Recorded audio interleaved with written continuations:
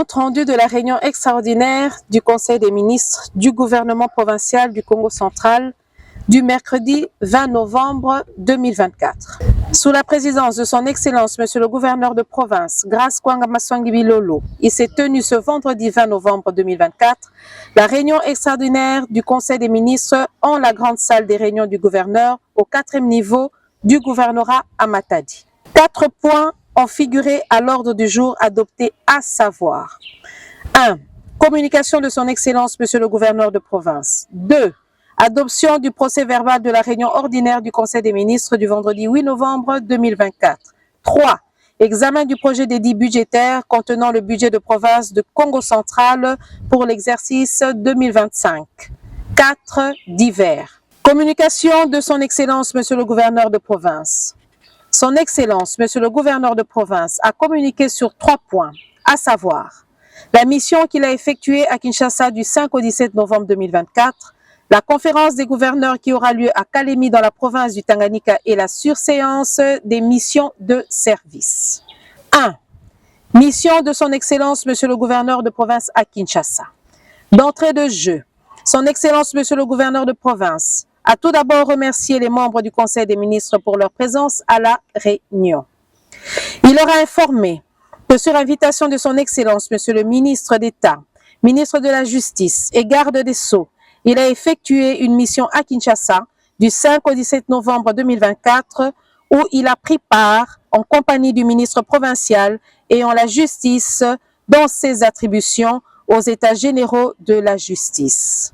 Ces assises ont été clôturées par le magistrat suprême et chef de l'État, son Excellence, Monsieur le Président de la République, Félix Antoine Tshisekedi Tshilombo, en date du 16 novembre 2024.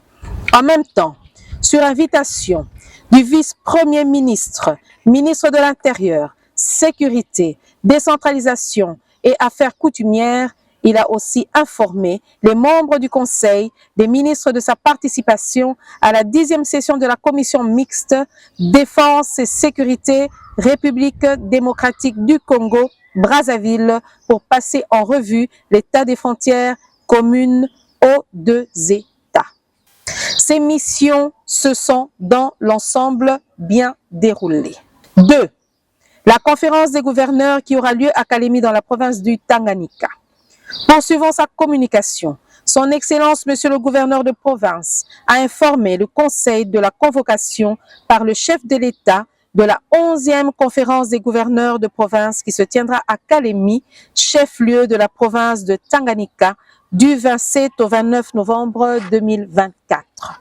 Le thème retenu par cette conférence est renforcer la gouvernance des provinces afin d'assurer la cohésion communautaire, facteur clé de la réussite du programme de développement local des 145 territoires de la République démocratique du Congo, PDL 145T.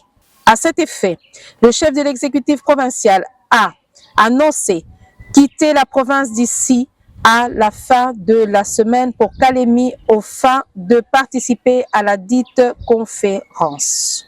3. La surséance des missions de service.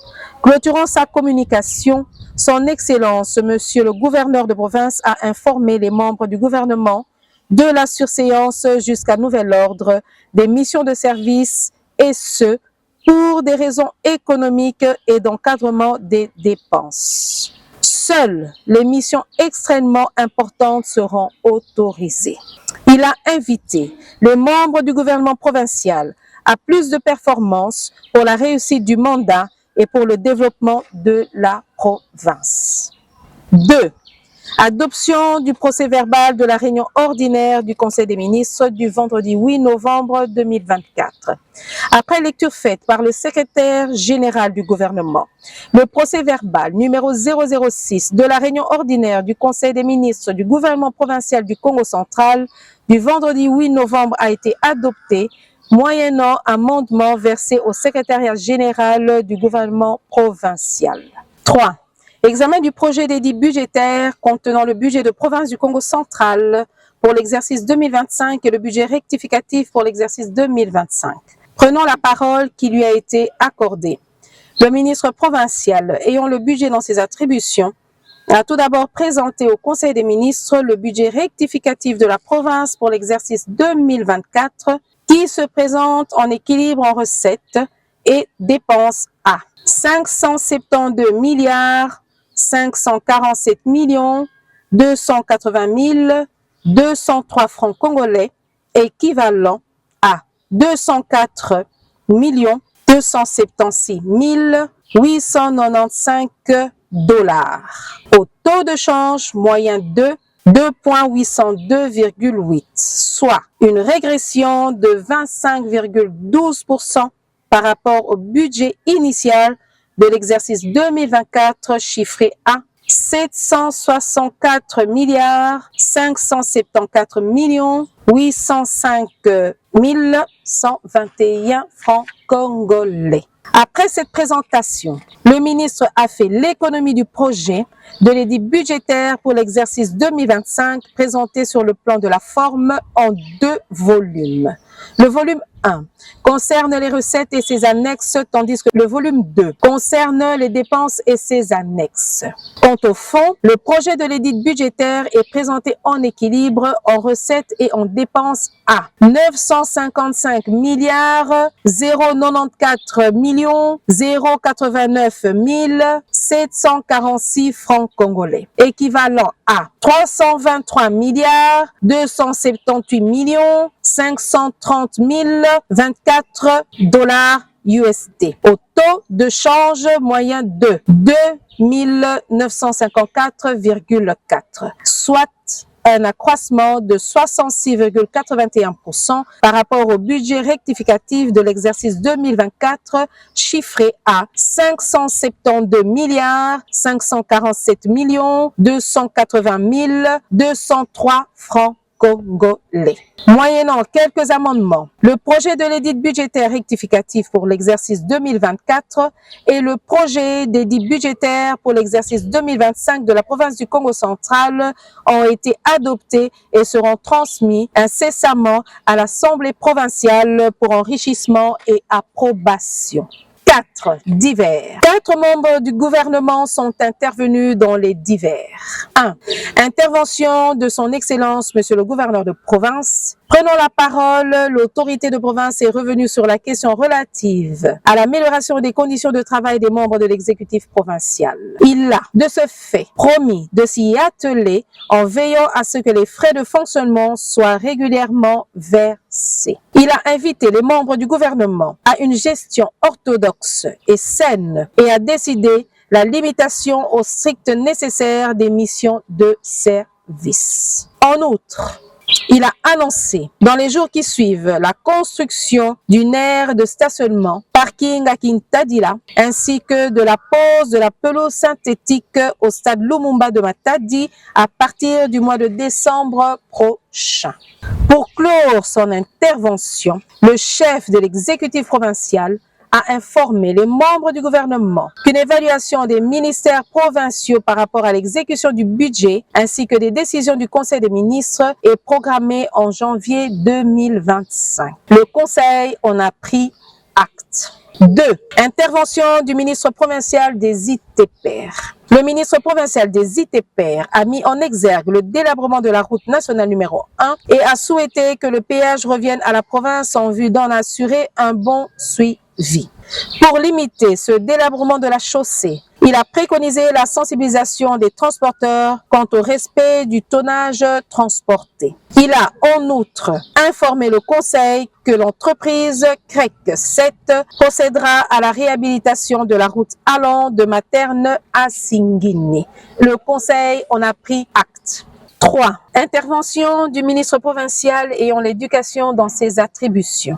Le ministre provincial ayant l'éducation dans ses attributions a rappelé la nécessité et l'urgence de la signature du projet d'arrêté provincial portant fixation des frais d'enrôlement et de participation aux épreuves certificatives édition 2025.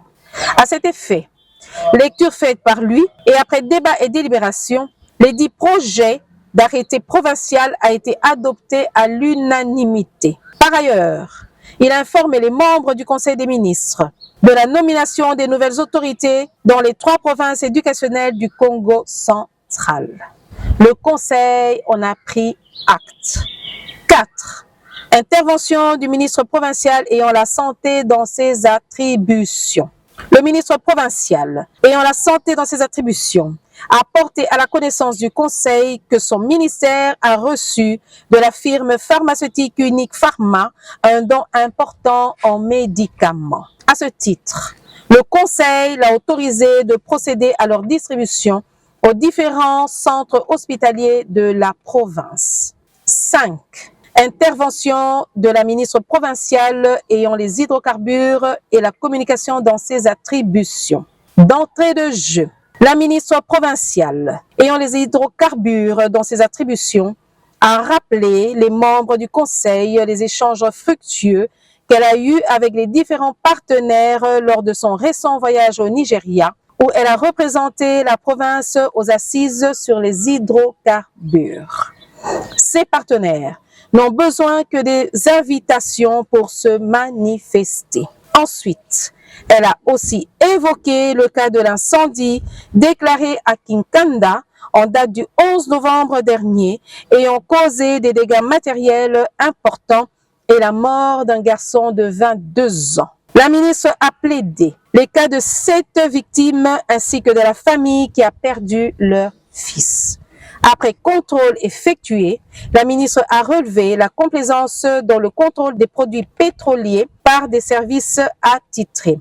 Après contrôle effectué, la ministre a relevé la complaisance dans le contrôle des produits pétroliers par les services attitrés. Pour éviter ces genres de désagréments à l'avenir, la ministre invite les services des hydrocarbures au respect et à l'application stricte de la note circulaire numéro ministre-provincial.HID et COEJ-KC-001-2022 relative aux mesures urgentes prises en matière de transport des produits pétroliers dans la province du Congo central. Enfin, dans le volet communication, la ministre provinciale a félicité son Excellence, Monsieur le gouverneur de province, pour les résultats concluants réalisés au cours des 100 jours de son gouvernement et a loué la vulgarisation des actions menées par le biais de l'émission radio-télévisée organisée par la cellule de communication du gouverneur en date du 8 novembre 2024 dernier. À cela, la ministre provinciale a préconisé l'organisation d'un point de presse au cours duquel chaque ministre provincial présentera son bilan en mettant en exergue les actions phares réalisées dans chacun de ses portefeuilles.